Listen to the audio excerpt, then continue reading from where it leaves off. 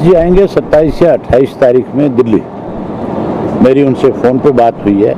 मैंने उनको बधाई दी थी और मैंने इनविटेशन के लिए उनसे कहा था कि मैं पटना आकर के आपको इनवाइट करना चाहता हूँ। उन्होंने मुझे कहा कि मैं हमेशा चौधरी साहब के जन्मदिवस पे आता रहा और आप नहीं आए मेरे को इनवाइट करने के लिए। मैं दिल्ली आऊँगा और मैं स्वयं चौटाला साहब से मिलूँगा। वो जब दिल्ली आएंगे 27-28 में तो चौटाला साहब से मिलेंगे। चौटाला साहब उनको जब इनवाइट करेंगे तो मैं समझता हूँ कि वो भी आएंगे।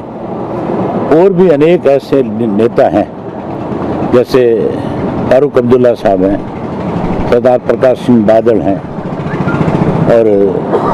और कुछ साथी हमारे ऐसे हैं जो हमेशा चौधरी साहब के जन्मदिवस पर आते रहे। अब की बार कुछ और नए लोगों को भी हम इनवाइट करेंगे ताकि जिस थर्ड फ्रंट की बात चौधरी ओम प्रकाश चौटाला ने आज से 1 वर्ष पहले करी थी, उस थर्ड फ्रंट की मुहिम को और आगे बढ़ाया जा सके। मुझे विश्वास है कि थर्ड फ्रंट का रास्ता खुलेगा। करीब 12 गांव में जो है बारिश की वजह से पानी खड़ा है और पानी भी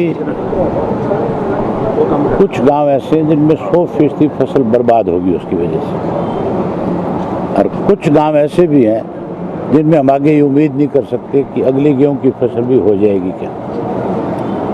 इसलिए आज मैंने प्रोग्राम तो बनाया हुआ था मेरी कॉन्स्टिट्यूंसी के विलेज टूर का, लोगों की समस्याएं सुनने का, 25 तारीख को चौधरी देवीलाल जी की जयंती पे इनवाइट करने का। लेकिन मुझे पता लगा कि गवर्नेंस की मीटिंग है तो मैंने अपना टूर प्रोग्राम बीच में पोस्टपोन करके मीटिंग में आया और मैंने मिनिस्टर जो गवर्नेंस कमेटी के चेयरमैन हैं कमल गुप्ता जी, उनके सामने उन गांव के लोगों की समस्याओं को विस्तार से रखा और उनको बताया कि प्रशासन की जिम्मेवारी बनती थी कि उसमें से पानी निकासी के लिए कोई रास्ता निकालता। लेकिन हैरानी की बात यह थी कि अब तो बारिश को गए हुए भी काफ़ी दिन हो गए थे, उसके बावजूद कोई अच्छा संज्ञान से उस पर काम नहीं किया गया।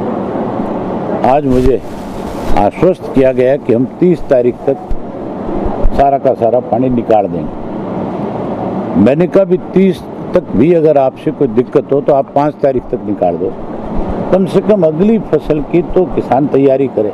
आगे बचा क्या है, सितंबर और अक्टूबर 2 महीने हैं। अगर वो पानी सितंबर में ज़मीन इस लायक नहीं होगी कि उसकी बुआई की जाए तो फिर गेहूँ की बिजाई नहीं कर सकेगा किसान।